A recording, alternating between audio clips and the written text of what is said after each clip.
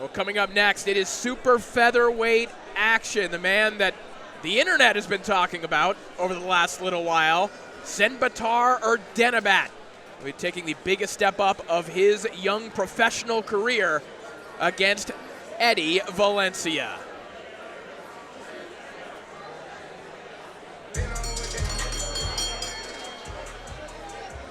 Ladies and gentlemen, our next contest here at Boxing Insider presents Broadway Boxing in association with DeBella Entertainment and streaming on DAZN, takes place inside of 8 rounds, and it is for the vacant North American Boxing Federation Junior Super Featherweight Championship. Supervisor Jill Diamond is currently in the ring and will present the championship belt to the victor. Our first competitor makes his way to the blue corner at this time. Ladies and gentlemen, Edy Valencia Mercado.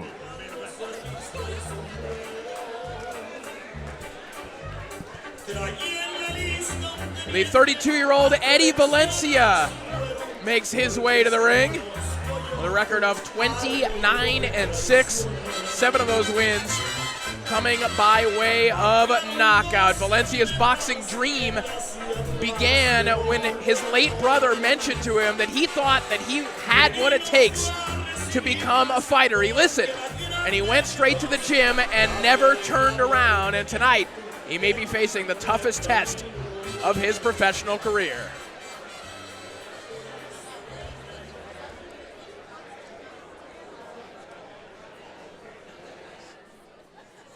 And now, ladies and gentlemen, his opponent, approaching the red corner, here is Tsendbaatar Erdenebat.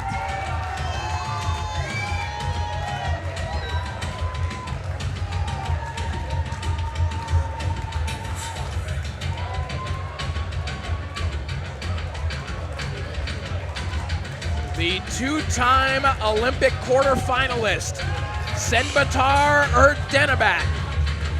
We saw him in the Olympics falling to Shakur Stevenson and Albert Batargaziev in 2020. But he's always felt that his rugged style, the one that promoter Lou DiBella describes as a monsoon of volume punching, is better suited for the professional ranks. Not only did Lou DiBella say that, he also said he has vicious, freakishly strong power. We saw that last time out when Erdenebat got a 3rd-round knockout here at Sony Hall. He's looking to continue on that streak here in Times Square. The big leap up in competition for Erdenebat. This could be indicative of just how quickly he could be maneuvered if he could get past Edy Valencia tonight. We are set for our co-feature. Let's send it up to Matt Compitello for the official introductions.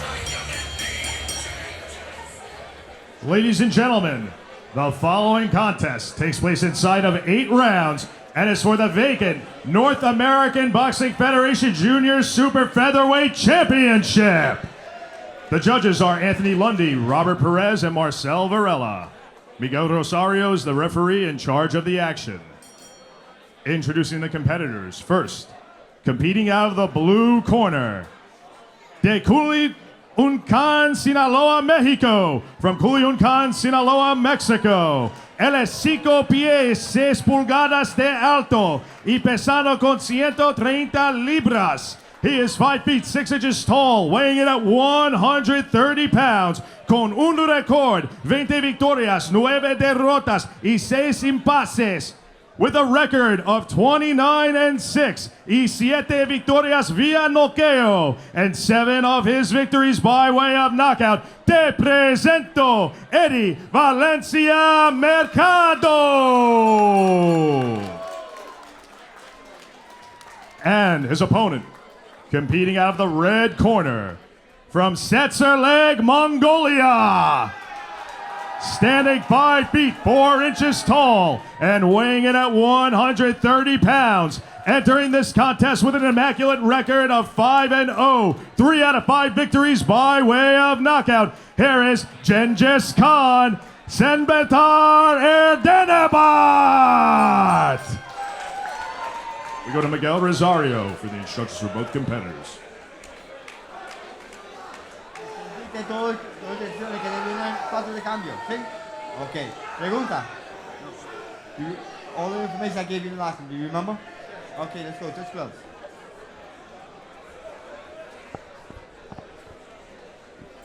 Well, Tsendbaatar Erdenebat's handlers believe that he can be on the fast track, and when you look at how he's been matched from his pro debut back in 2018, which of course he oscillated between the pros and the amateurs between then and 2020, he profiles as someone that could move rather quickly, but how he does against Edy Valencia, how he performs, could give us a true read on just how quickly he could be moved up the ranks at 135. Round one underway.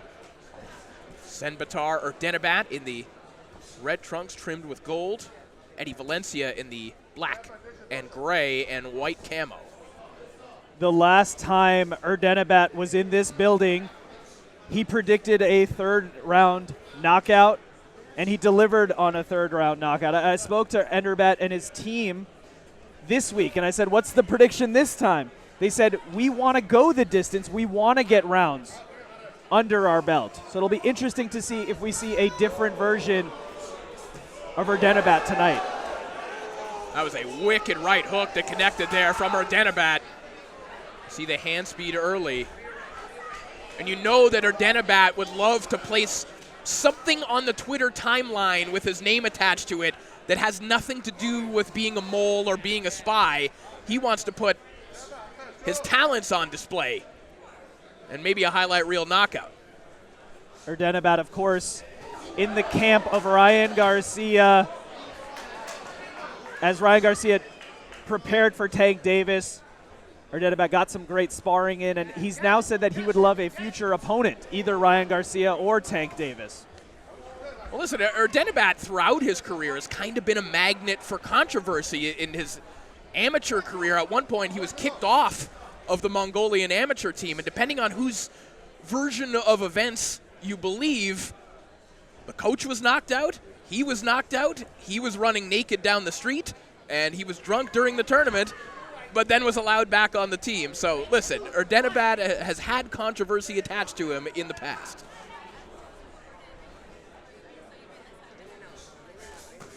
Good shot there from Erdenebat, another right hook.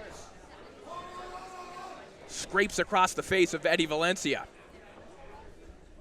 And we should get into the mind of Edy Valencia when you are facing such a highly touted opponent. I spoke to Valencia this week. He said, hey, I have experience, I can play spoiler, and I am not intimidated by this opponent.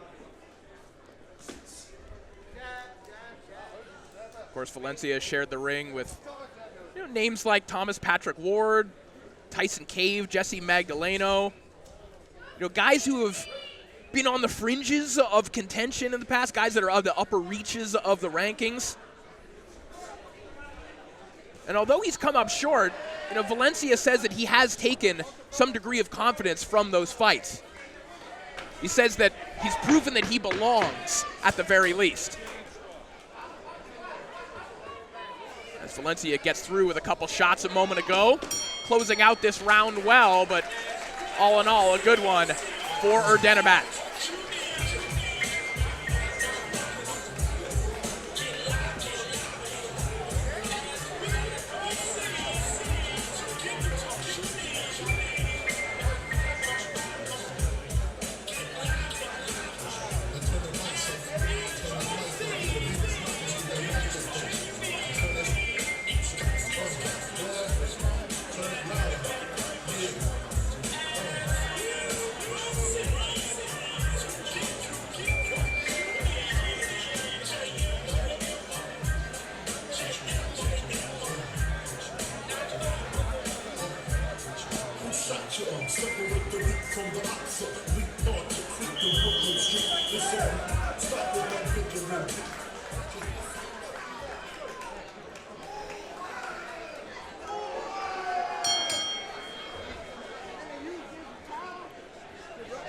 Round two begins.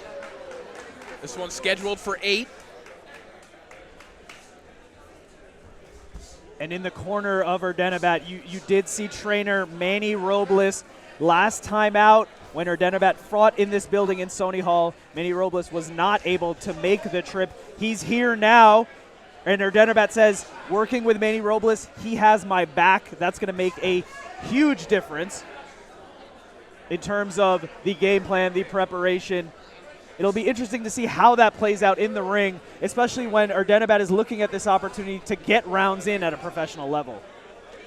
Well, I think we are seeing that even to this point in the fight, Curran. We're seeing less out-and-out aggression, less all-out pressure fighting than we've seen from Erdenebat in the past. Part of that, maybe him wanting to get some rounds. Part of that, maybe having the appropriate voice in the corner. Part of that, maybe his opposition stepping up as well. You can't just try and bowl through Edy Valencia.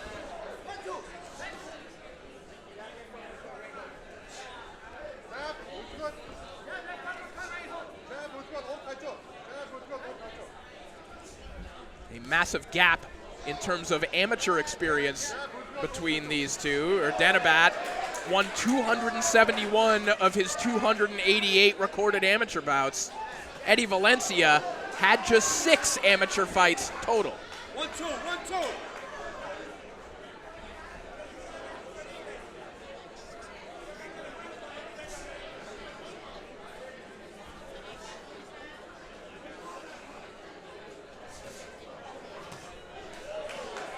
That's Valencia trying to go downstairs to the body.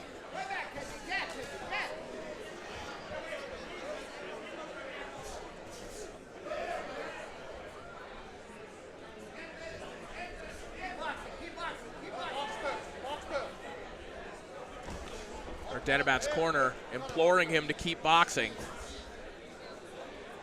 And you see Erdenebat doing that. He's using a lot of movement here. He's throwing a few punches and then getting out of the way, spinning and moving.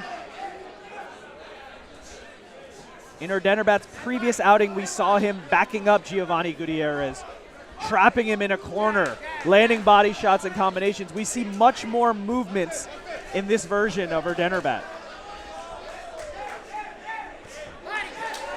Valencia trying to rough up Erdenebat on the inside, but Erdenebat goes back downstairs with the left hand to the body.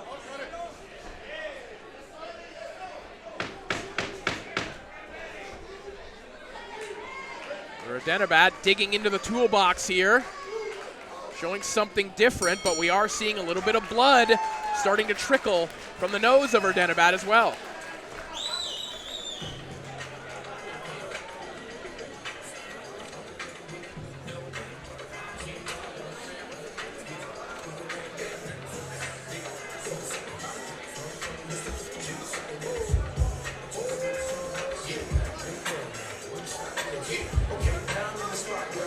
As we see some highlights from round 2, Erdenebat using the jab, left hand, and then as we said, moving out of the way. He's relied on his movement, and that's exactly what Manny Robles, who you see right there, has told him. He said box, he said move. That is their game plan. Get rounds under your belt. And Corey, to your point, the blood that we see out of Erdenebat, that is not immaterial, right? It's interesting to see a fighter who's only had 5 professional fights. How will they deal with blood? Absolutely. A brand new situation for Erdenebat in his pro career as we enter round 3.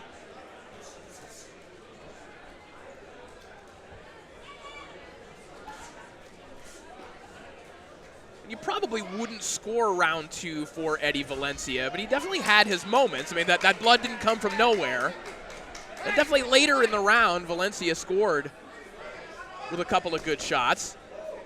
But Valencia has admitted in the past very openly that he feels he's lost concentration during some of his fights in the past. And perhaps that's what Erdenebat is banking on a little bit here. With a little bit of movement, maybe Valencia walks into something big. And Valencia has had his moments. He did have a nice left hand right there. But to your point, Corey, we've seen Valencia get tired, sometimes get a little lazy, drop the hands. And obviously that is prone to happen as the rounds go on. Erdenebat may be banking on that. Uses movements, lull Valencia into a little bit of a sleep, and then pounce. It was interesting hearing the differences in their genesis stories in the sport. Valencia said that he was nervous when he first started boxing. He didn't really like it. He didn't want to go there. Erdenebat used to literally sprint with a bag full of books from school to get to the gym.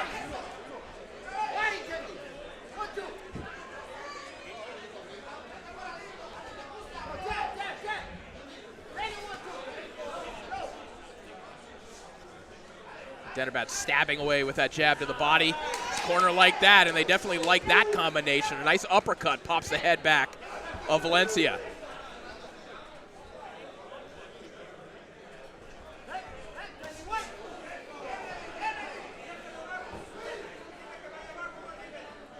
Inside the final minute of round 3. Of course, coming up next, our main event, Ryan Ceballo, Luis Ferron. That was good. That was 8-round junior middleweight contest. As Erdenebat, admonished for a low blow. We'll check the replay, but it seemed to be mostly on the belt level. Valencia did complain, and the referee did give a soft warning there to Erdenebat. Erdenebat's corner is seated right next to us. They felt that, they described it as a perfect body shot, so you likely won't hear them in the corner discouraging Erdenebat from going back down to the body just because of that soft warning. And it'll be hard to find a situation where a fighter's corner doesn't say a shot was not low when it's their own fighter. They might say that out loud, but in private they might say, hey, maybe don't go downstairs for a little bit. Absolutely.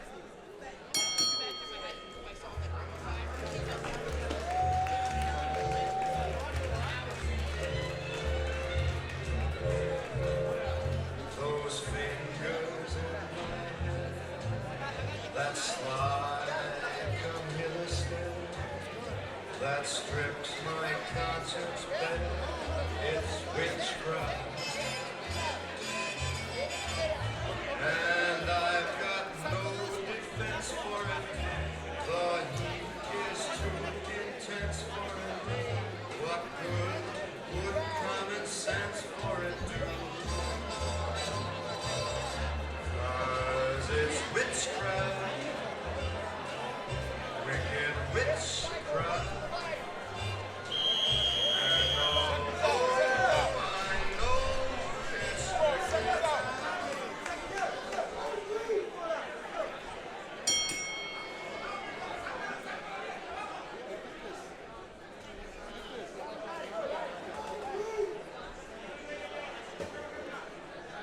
Round 4 begins.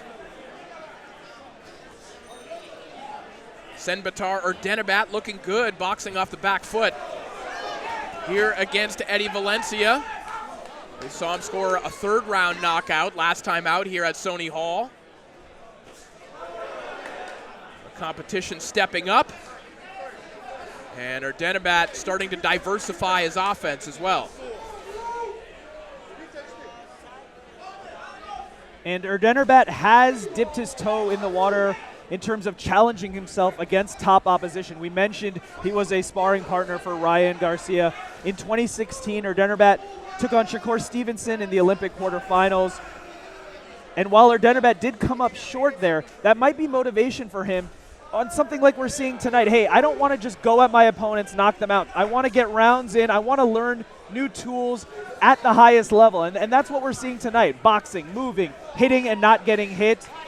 And that might be a strategy to say, hey, I want to set up these future matchups. And when I get there with extremely experienced fighters, I need to be able to have a full toolkit available at my disposal. Yeah, because this is a wholesale change of approach for Erdenebat, not just in terms of what he's doing, but kind of conceptually as well. You think about what Erdenebat was doing before, which was making his opponents work when they didn't want to. Right now, Erdenebat is bouncing around, and he is engaging when he feels like it. He's moving when he wants to, and he's flurrying when he wants to, just like that.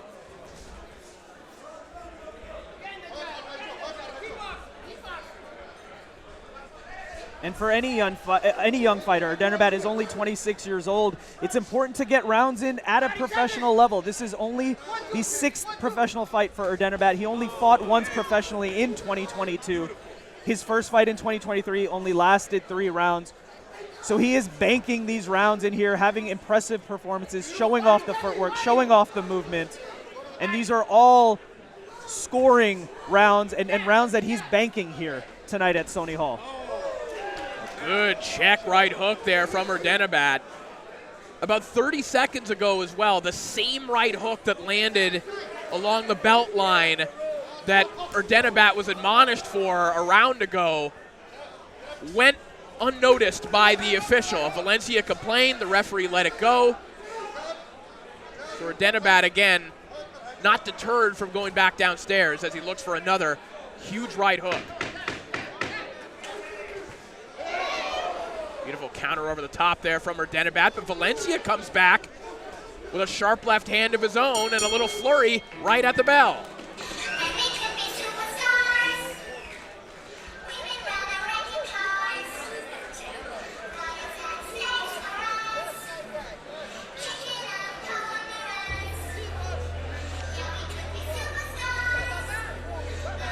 And that was a fascinating exchange at the end of the round. Erdenebat landed the hard left hand, and then Valencia actually used that as a wake-up call to throw combinations. It was almost like Valencia needed something to get him out of a lull. Corey, we mentioned earlier that in previous fights, Valencia has slowed down. He's gotten lazy. He's let his hands drop. And at the end of round 4, the massive left hand really woke up Valencia.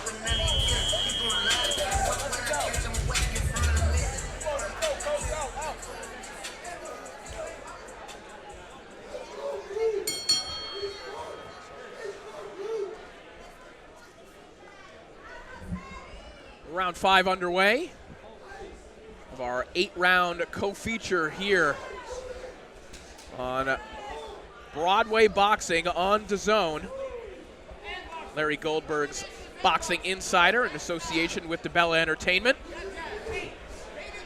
As we close in on nearly 20 years of Broadway boxing.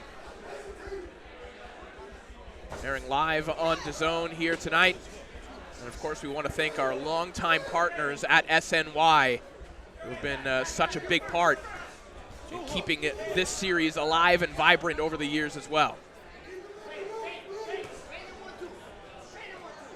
We've been speaking a lot about what Erdenebat wants to do in there, but at the same time, we should look at the mind of Valencia. Most likely, he's down on the scorecards.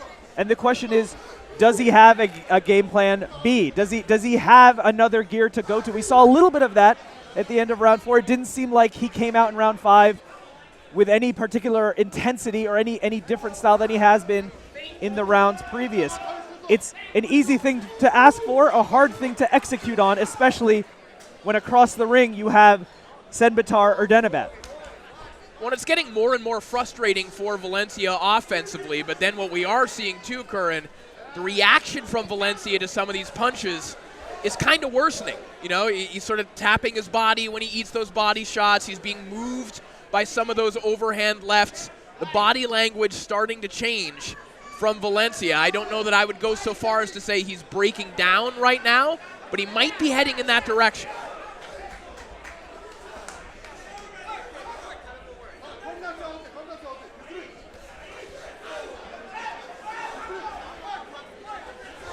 There are only so many straight left hands that are landing flush from an elusive opponent that one man can take. And the question, Corey, to your point is how long can Valencia take this punishment from the elusive Erdenebat, who is boxing, moving, hitting, and not getting hit. Stick and move. That's his game plan tonight, and he's executing on that. Well, Valencia is smacking his gloves together, showing what may be signs of frustration. And again, we revisit the point that Valencia has admitted to losing concentration in fights, of being his own enemy in some of these fights.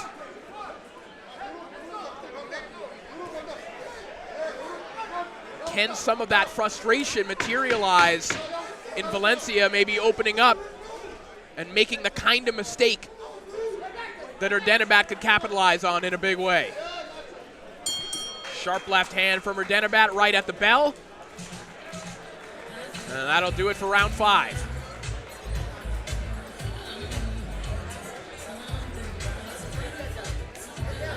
beautiful right hook to the body by Erdenebat. Followed up with 2 big right hands and a left hand. We saw the expression by Edy Valencia there. He said, "Bring it on." The question is, even if Erdenebat decides to swarm Valencia, decides to change his game plan, will that have a different outcome on these upcoming rounds?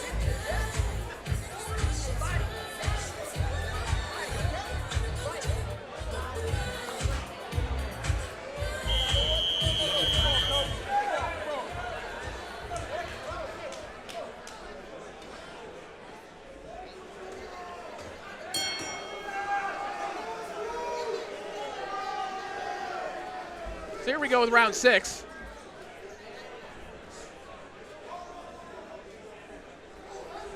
We mentioned Valencia and his battles with himself, so to speak, mentally. And that just gives me an opportunity to shoehorn in an anecdote that I just wanted to work in about Valencia. Curran, you know, you've been to a lot of boxing training camps in the past, and you see fighters tape pictures of their opponents on the heavy bag, right? It's a motivational tactic. In Edy Valencia's gym, his heavy bags have giant pictures of himself bloodied. He's punching himself on his heavy bags, which a bit of a curious choice. That's definitely different. Most times in a boxing training camp, you'll see a fight poster up, maybe an X through your opponent's face, or maybe your opponent's face on a heavy bag. Exactly. So you can use that as target practice.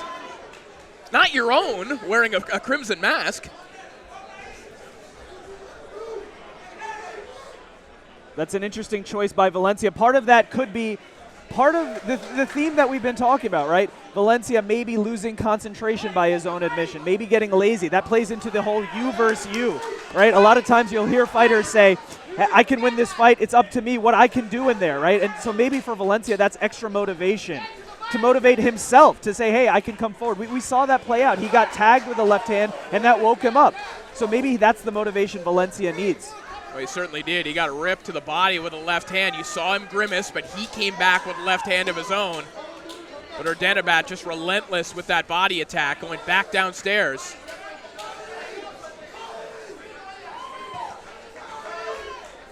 Well, to Valencia's credit, you know, these suggestions that we're making about, hey, will Valencia start to melt down a little bit? Valencia seems a little bit more lively in this round. He might not be winning it. In fact, I think he was certainly not winning it.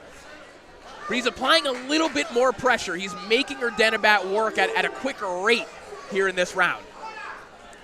If you look at the footwork of Valencia, it's moving forward, chasing Erdenebat all around the ring, stalking him. The problem that Valencia is running into is every time he does so, he's letting Erdenebat stop, plant, and move. And it's a very difficult opponent to take on, someone who has power and who's out of the way before you have a chance to counter.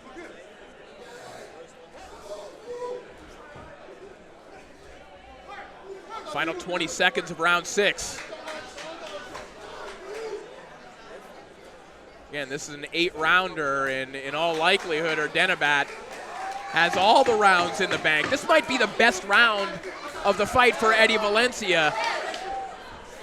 But this is still an Erdenebat round, as Valencia begs him to engage him.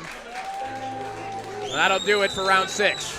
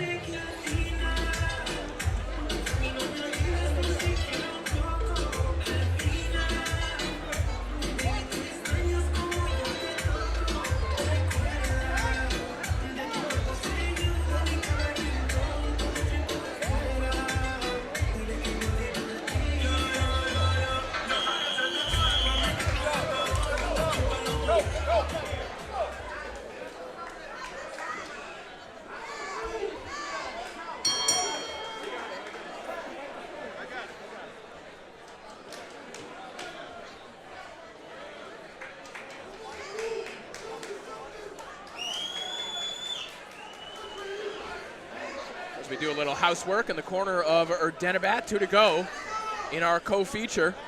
Still to come, our main event between Brian Ceballo and Luis Ferron. That will be coming up next. As Edy Valencia has probably been in this territory for a couple rounds now, but is certainly in the territory where he's going to need something big, Curran. The game plan so far for Valencia has yielded the results that we're seeing here. The question is, what can he do to change it up? He's tried to stalk Erdenebat, but he has not had success because he's not been able to find Erdenebat. One thing Valencia could maybe try is take a back step, right? Maybe allow Erdenebat to come towards you. The question is that a tool that is in the toolkit of Valencia? And also for Valencia, this is probably turning out to be unexpectedly, stylistically. I'm sure he thought that he was going to have a guy charging at him all night, and instead he's had to try and go find Erdenebat round after round.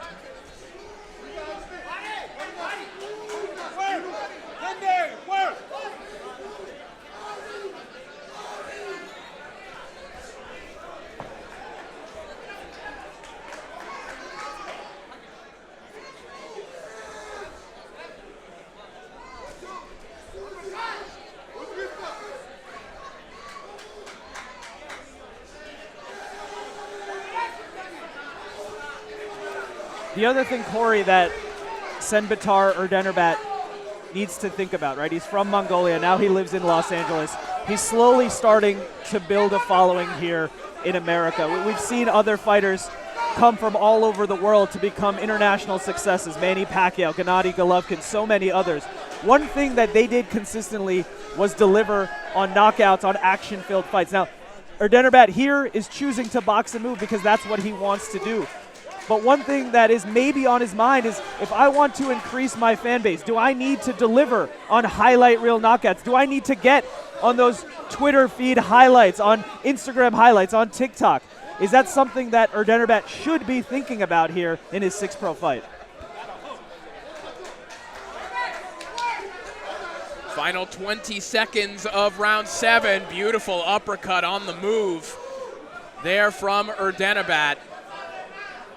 A lot of offensive weapons from the Mongolian. He's choosing to deploy them in a way that we did not expect. But it still looks pretty when he's doing the work. Good little sequence for Erdenebat at the end of that round.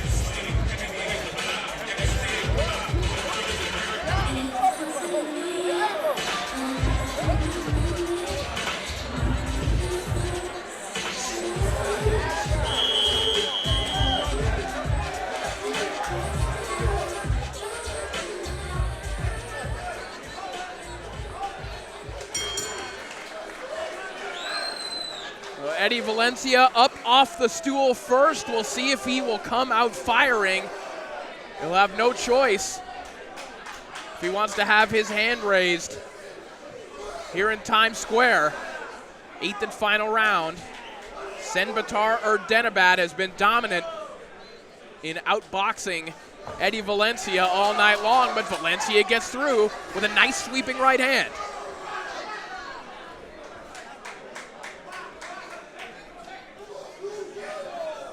And we should mention, it's not only impressive that Erdenebat has outboxed Valencia, but he's also outboxed him with power.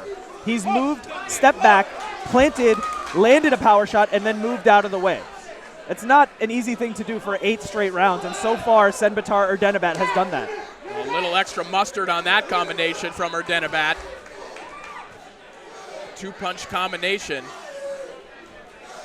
See some swelling developing on the face of Edy Valencia. No doubt increased by these last couple of combinations from Erdenebat. Erdenebat still boxing off the back foot, but I think he definitely is putting a little something extra on these shots in the final round.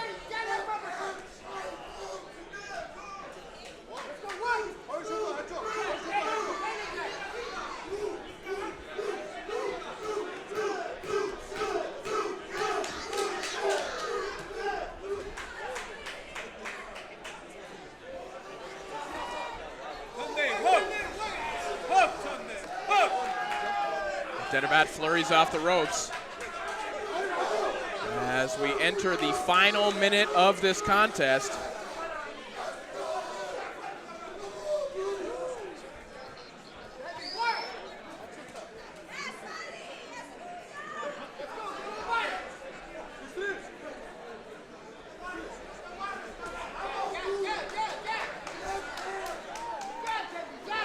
A frustrating night for Edy Valencia.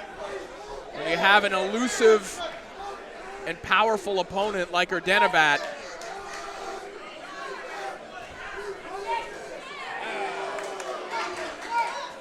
and you don't even want to say it's necessarily a bad style matchup for Valencia here tonight, Curran, so much as this is just two different levels. Erdenebat is a very gifted boxer, and Edy Valencia has given it all he has here tonight, but Erdenebat just a level above. Two different styles, two different levels, and a bad style matchup on top of it. That'll do it.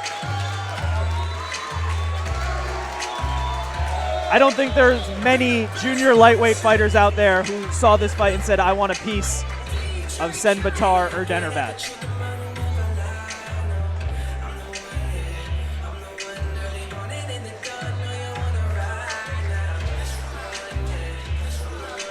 And we take a look at some highlights from the 8th and final round. Very quick combinations. We've been talking about the movement, we've been talking about the power. The one thing we haven't brought up enough of the time is speed. And Erdenebat has that speed, and that's what makes him such a difficult target. And that's what helps his game plan of hit and don't get hit. His punches are so fast, by the time they land, he's already out of the way.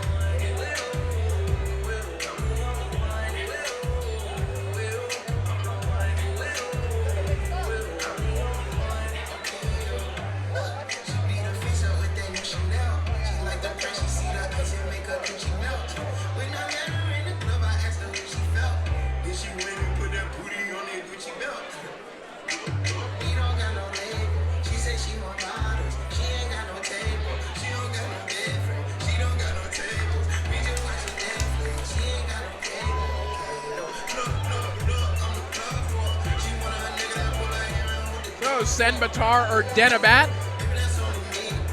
reach the crowd here in New York City.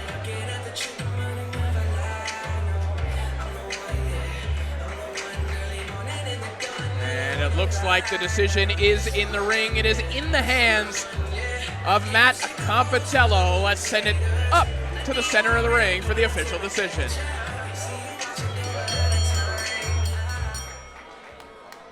Ladies and gentlemen, after 8 hellacious rounds, we go to the judges' scorecards. Anthony Lundy scores the bout 80-72. Robert Perez and Marcel Varela score the contest 78-74 in favor of the winner and new North American Boxing Federation Super Featherweight Champion by unanimous decision, Chinggis Khaan, Tsendbaatar, Erdenebat.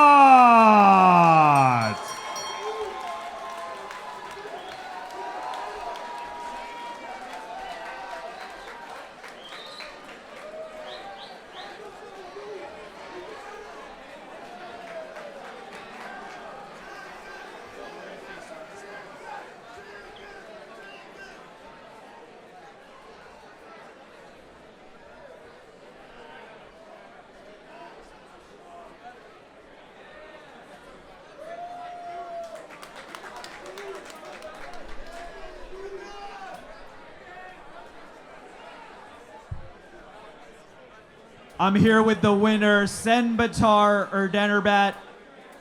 Tsendbaatar, last time out, you predicted a third-round knockout. You delivered on a third-round knockout. When we spoke this week, you said, I want to go for the decision, and you delivered on the decision. Why did you decide to make that change in game plan tonight?